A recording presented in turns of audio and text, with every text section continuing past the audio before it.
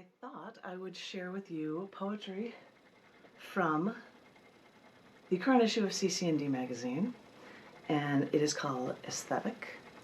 I have to try to make sure I don't have a glare because there are lights in this library space for you. The cover art is actually a string painting by my sister, Sandra Kuypers, and I'm going to get up and get you this painting. I asked her permission to use this painting that she gave to me the last time I was visiting in Chicago.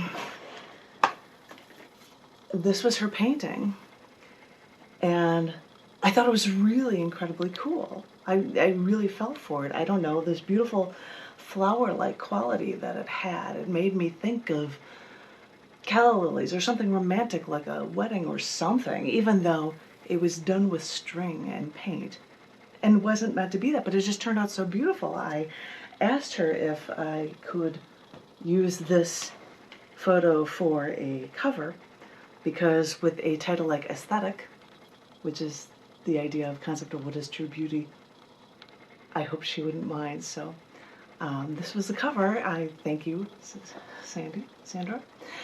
I was going to read you a few poems from this book because it has poems that are related to April. So I might as well share them with you. I hope you enjoy these. This first one is called Zinsky's Manifesto. Haha, because it was written on the calendar day that Ted Kaczynski was actually arrested, which was April 3rd of 1996. It was a crazy story, and I won't talk about, well, I probably do in this poem. We'll see how it goes. This is called Zinsky's Manifesto. As a journalist and as a woman who wants to share the news with the literary compatriots, it seemed fitting that I included the Unabomber's Manifesto in the, get this, electronic version of my literary magazine. How is that not a stab in the back for the man who hated technology? As a writer, I try to get the word out to as many people as I can. So sure, I chose to sell my soul and succumb to the World Wide Web as a means to an end. And although the expanded audience is great, you do lose humanity in the interaction with people on the other side of the planet that you probably will never meet. By the way, the only reason that I ever got a smartphone was after a move across the country and looking for a home while I was alone. So I suppose I'm a Luddite at heart, and I can totally comprehend how, when I sometimes want my space, how too many people can be too much of a problem. If I wanted to be left alone, if I was trying to shock the system and I was trying to keep my space, sure, I'd remain unkempt. Even Albert Einstein didn't worry about his looks after getting out of his pajamas when he was writing his manifesto. Now, I still even wear my Vegetarian Planet hoodie. It says Vegetarian Planet on it. Now, I still even wear my Vegetarian Planet hoodie, sweatshirt, and call myself a vegetarian Unabomber. But I lack the sunglasses from those police sketches of him, and I suppose I also lack the bombs. Unless it's the bombs that I use when I write. If only people would read my words. If only people would react, respond. I wonder if he knew what I'm only beginning to understand. That sometimes words are not enough. The funny thing is, I did include the Unabomber Manifesto in the print editions. Online it states, because the cc&d now runs as books through Amazon, that if anybody wants any of the older issues reprinted, I'd be happy to do so. And one person did it for May 1996, and I believe that was volume 1 or 2 of the Unabomber's Manifesto in the Philosophy Monthly section. So it went over multiple issues, and I couldn't reprint part of the Unabomber Manifesto. It was just too large, and the issue also had things like a list of all of the phone numbers of congressmen, because people didn't use email. So I couldn't have some of that stuff in there, but it was funny. That was May 96, volume part 1 or 2 of 4 parts of having the Unabomber Manifesto also in print editions. So it wasn't just in electronic issues that I had it, but I don't think he would have appreciated it being revealed electronically, which is what all the newspapers do now that actually printed it back in the 90s. Washington Post, New York Times, I believe. What are the major papers? They still have the Unabomber Manifesto. I think we made a point to put it on Scars.tv as well. So if you ever wanted to get a copy of it, it's out there in many locations, including my own. I'm going to stop and read to you a poem. This one is called Journalists Revealing the World, and this is on National Hug a Newsman Day, a Newsperson Day, which is on April 4th. Journalists Revealing the World. When researching and releasing the news by breaking the story, say, of academia's expropriation of funding for originally desired locations, it might not sound like it's groundbreaking material, but that is the heart of what we journalists do. We find clues and we piece together the whole truth about what's going on behind closed doors that they do not want you to see.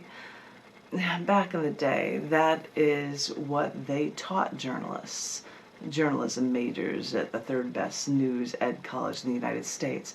Because back in the day, before there were bloggers who snooped and called themselves citizen journalists, back in the day when people took the concept of journalism seriously, freedom of the press meant something. And it was something vital here to preserve our freedoms and our rights. And when our oath as our oath as journalists to tell you everything we could so that you could make truly informed decisions, and we'd be locked up to protect our sources because, as I said, we made an oath that this is the best for all of the people in the world. Once people were tracking down the Nazi Jew killers when he was stationed in Rome. He escaped persecution, fleeing Germany and Italy. When ABC News reporter Sam Donaldson joined up with the Nazi hunter on the final leg of their quest, they cornered a Nazi captain, Erich Priebke, on the street. The people who tracked and found this man were stunned when they heard this American television reporter fire one question after another at this man, not allowing him to rest on any of his responses. Because, you see, when it comes down to it, that is precisely what we do. We do everything in our power to get all of the answers and bring them to light for the world to see. Looking for a more modern story? Okay, fine. While reading the Wall Street Journal one day, and yeah, I actually read the paper, I unfolded, flipped, and then bent those cumbersome pages because that's what it's all about when you want to get the full story. I read about how reporters kept perturbing app builders for Facebook until they uncovered that the apps were collecting and storing data from people using their apps to share with the world, which they had no right to do. So yeah, it's nice to see that journalists still know what journalism means and still do whatever it takes to get to the heart of the story. And sure, when you thumb through the paper, even if you still get one and you don't just rely on your phone, you may pass the reviews of concerts or recent television shows, because really, how newsworthy is that? But as frivolous as those things may seem, it's still a part of trying to keep you well informed as you could possibly be. It's the least we can do. And sure, there may be a lot of talking heads out there on cable, or once cable has rejected them, they turned to the internet podcasts. wait a minute, that's how most nobodies call themselves, start to their trek to fame, by spotting all of their ramblings and podcasts, hoping enough people will listen, which is so different from radicals like the Unabomber, who hated technology, who had to use the New York Times and the Washington Post to get his manifesto out there. And it's only when his brother read his manifesto that he realized who the Unabomber really was. Wait a minute. I just brought the Unabomber story up as an example of abusing the internet as a form of mass media. But now I realize that this was another way that the press can be helpful to uncover the details and reveal actual truths. Maybe this was the reason that the Founding Fathers made a point to include the freedom of press in the First Amendment of the U.S. Constitution, because somebody has to keep the government and major corporations and eccentric rich billionaires under watch, and us journalists are more than up to the challenge. So if you see a news reporter or a journalist, maybe you should thank them or give them a hug, because we need them to make sure everything stays in check for everyone. It makes me glad to know that they exist, because our world wouldn't be our world without them. The stay-at-home edition of Poetic License, sitting in my own private library, and I see lots of people going for walks outside. I'm just seeing people walking down the street. You meet more of your neighbors, or see more of your neighbors now, because you can't go out to different places, so you'll just see people, I've got to go for a walk around the block, because you do anything to stay active. I love it. I've got a couple more for you that relate to April. This one is called Opportunity to Share Globally, and this was written in honor of April 7th, 1969, the symbolic birth of the internet. Opportunity to share globally. Not too long before I was born, ARPA, the Advanced Research Projects Agency, gave BBN Technologies the contract to build a precursor to the World Wide Web. Less than 2 decades later, I went to college as a computer science engineer at the university that helped lay the groundwork for the internet. Sorry, Al Gore, it wasn't all because of you.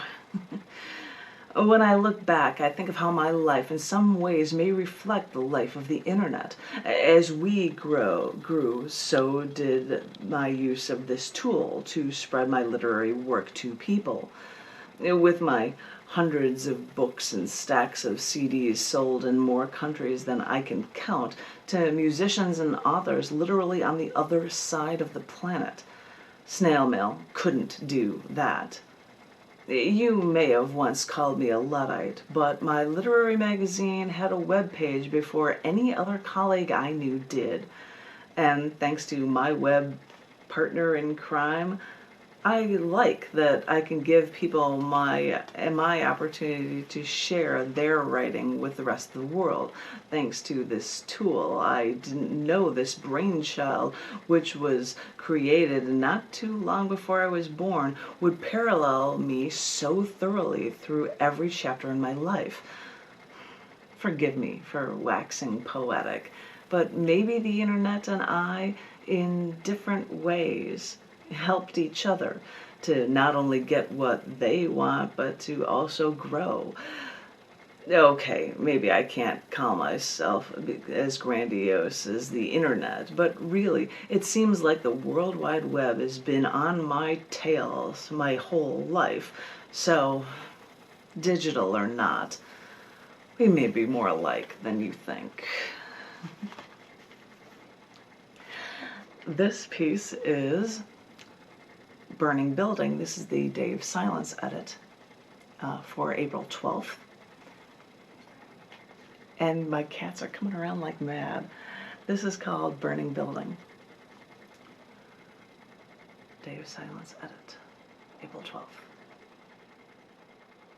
This is what you don't allow me to say. You tell me you want to be the hand that pulls me from the burning building. And every time I try to be rescued, you turn your back and walk away. So I will rescue myself this time again, and I will wonder if I should stop trying and allow myself to perish in the flames. And now all I can do is sit and wait, and sitting in silence is exactly what I'll do. Why do you run away when I need you most? I'm stepping over the wooden beams now, and the flames are all around me. Here, look at the blood dripping from my arms. Here, smell my flesh burning. This is what you do. I do not walk away unscathed. I never do.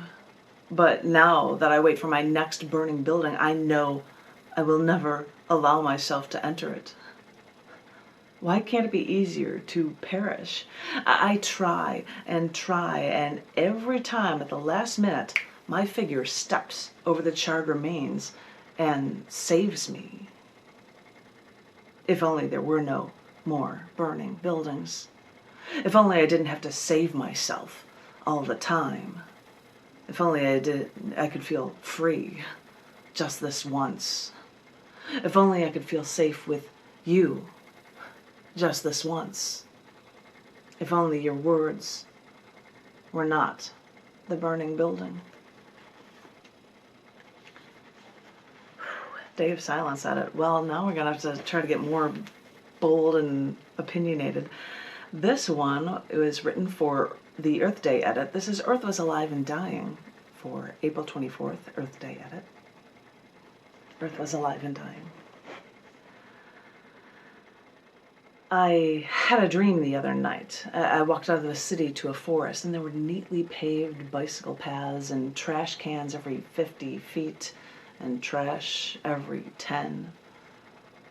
And I walked deeper into the forest, managed to get away from the picnic tables and the outhouses that lined the forest edges. The roaring cars gave way to the rustling of tree branches, crackling of fallen leaves under my step. And when the wind tunneled through, the wind whistled and sang as it flew past the bark and leaves. I walked, listened to the crack of dead branches under my feet, and I felt a branch against my shoulder, and I looked up and I could hear the trees speak to me. And they said, "Thank you for letting the endangered animals live here amongst us. We do think they are so pretty, and it would be a shame to see them go. And thank you for recycling paper, because you're saving us for just a little while longer. We've been on this planet for so long, embedded in the earth. We do have souls, you know. You can hear it in our songs. We cling with our roots. We don't want to let go." And I said, "But I don't do much. I don't do enough." And they said, "We know, but we'll take what we can get." And I woke up in a sweat. Do you even know why we should save the rainforest? Oh, preserve the delicate balance. Just tear the whole forest down. What difference does it make? I put in some orange groves so our concentrate orange juice can be a little cheaper. Did you know that medical researchers have a very, very hard time trying to come up with synthetic cures for diseases on their own? It helps them out if they can first find the substance in nature. And a tree that appears in a rainforest may be the only one of its species, or one like it with a cure maybe 2 miles away instead of right next to it.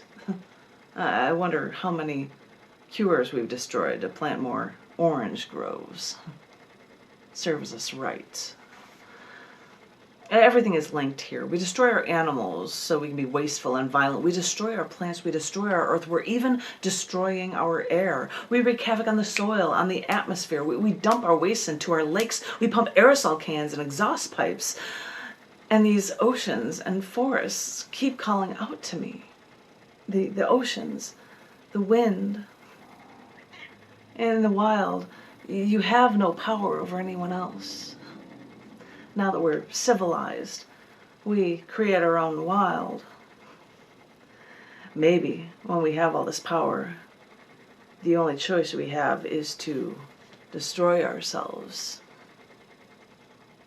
And so we do. I will close with one more from cc&d for you. It is a piece that editors sometimes do, at least I do, when you have a piece of prose and you've got a little bit of room, and it's probably not enough room for art, you can have a tiny, tiny little poem. So although this was for a calendar year for June, I've got something for the Eat Your Vegetables Day poem that's crammed in here, which is June 17th. And it's called Eat Your Vegetables, Be a Proper Girl. People who don't know me say I should be a more proper girl.